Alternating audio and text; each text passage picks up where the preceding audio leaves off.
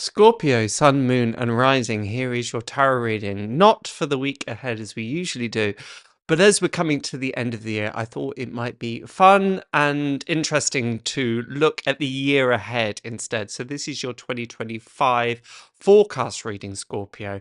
Now, you may think that I'm just picking you as my favorites. I have very little signs. I think I've only got one planet in Scorpio, and you keep winning the lottery in terms of star signs. Your year ahead looks great. You've got the presence of the Sun card, indicative of joy, of pleasure, of fun, of freedom. Really, really love to see that in combination with the Fool, particularly as these things two together. You can see all that resplendent yellow. You can see the Sun is literally in both.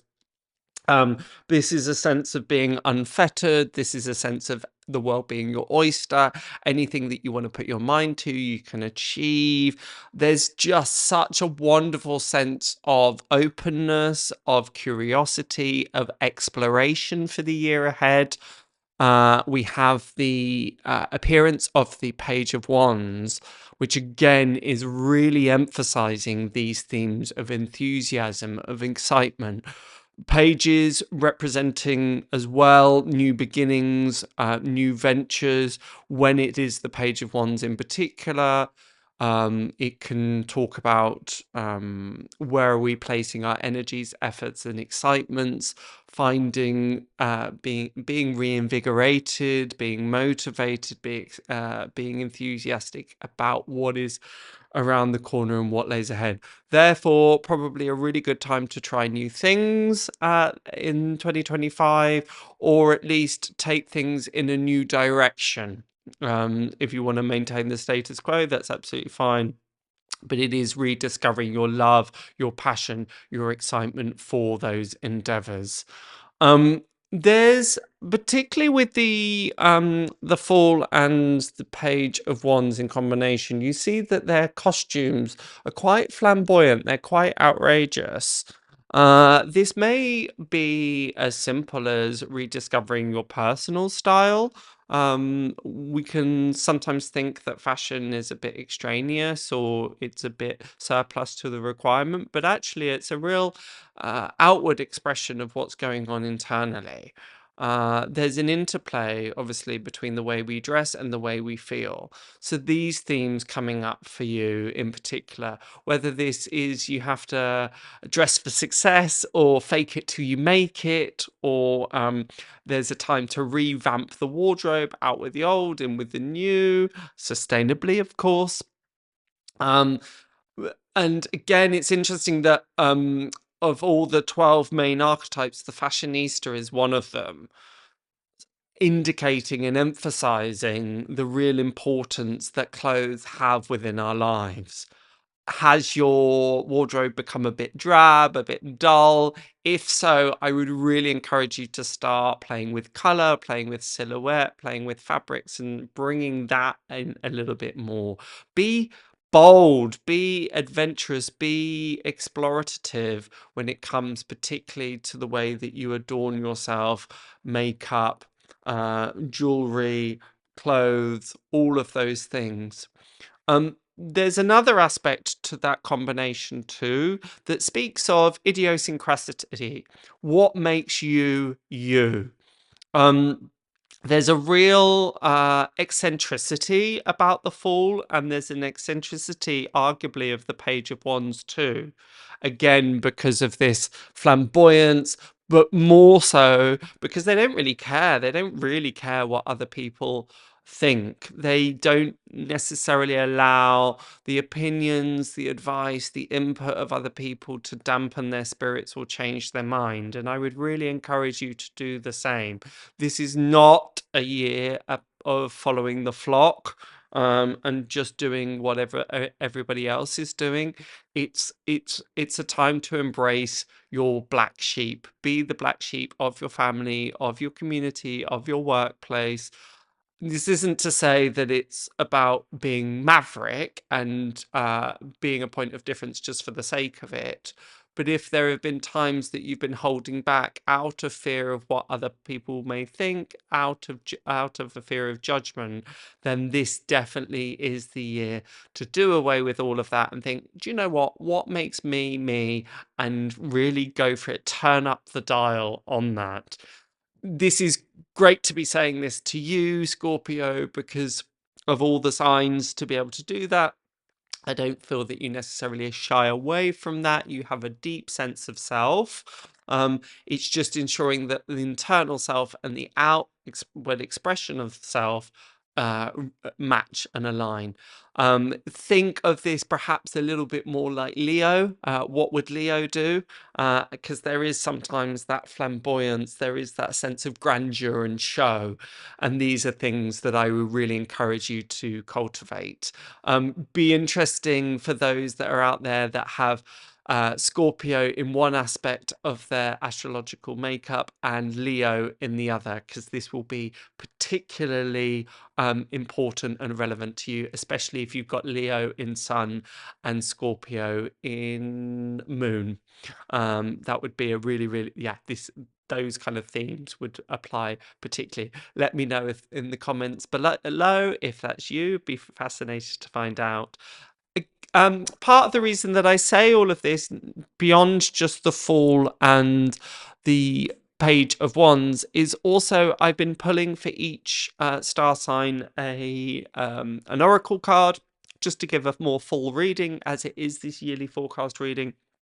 And here I've been pulling these cards from the Daily Crystal Inspiration by Heather Askinosi. And your card here is a wonderful, wonderful crystal, sodalite or sodalite. You can just about see it there. And your message here is speak your truth. So that is really re-emphasizing, highlighting and reinstating this need to be an individual. Again, that's the only caveat to that, is that you're not just doing that for the sake of doing it, but rather because you feel called to. But speaking your truth, and that's not just with regards to speaking up, speaking out, as much as it is speak your truth, of allow your clothes to speak your truth, allow your actions to speak your truth, allow your hobbies to speak your truth. Really, really fully embrace what makes you you. You know, they say that your greatest superpower is that no one else in the universe is you. So it's about really ramping that aspect up, as I mentioned before. You may find that there's some disagreements. We've got the Five of Wands here, which is the Lord of Strife.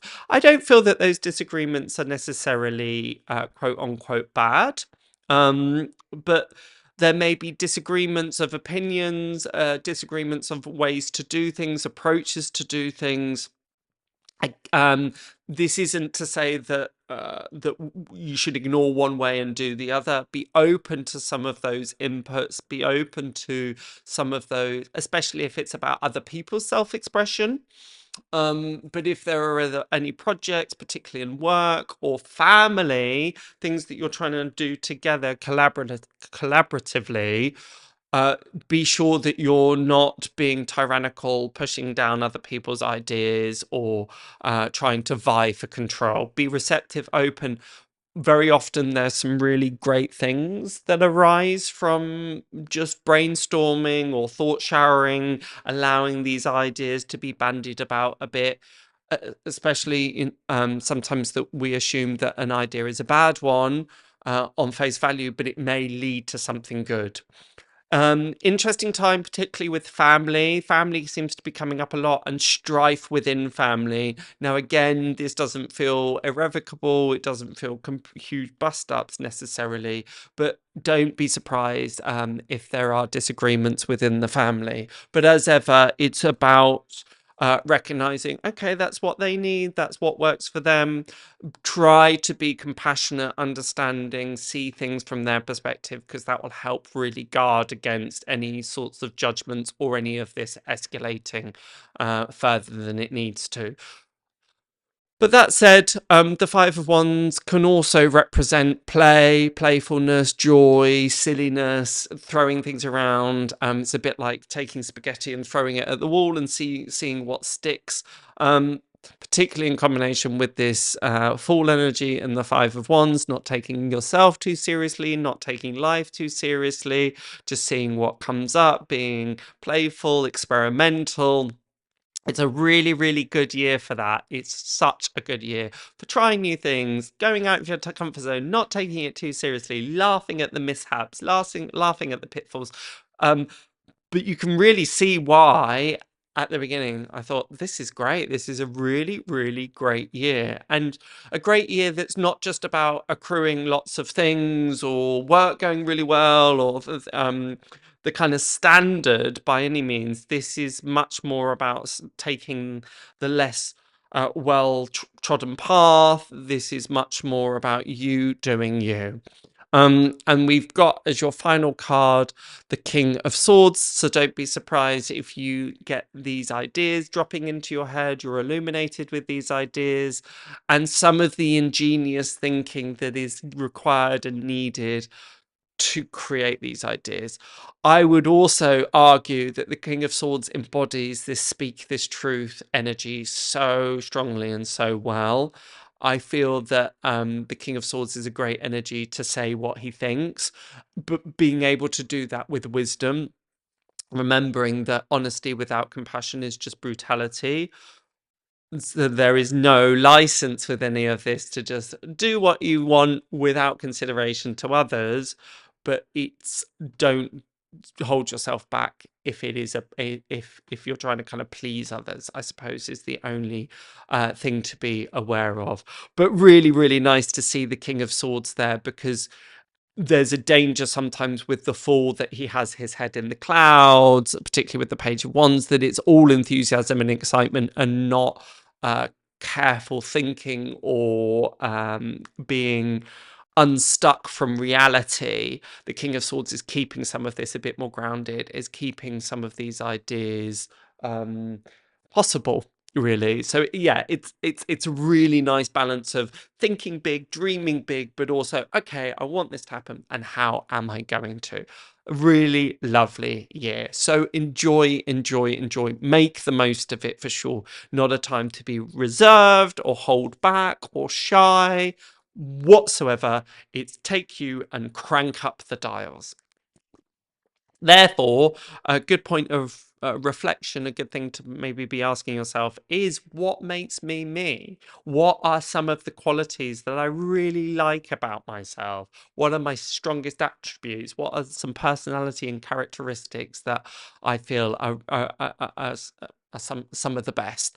And how can I cultivate more of that?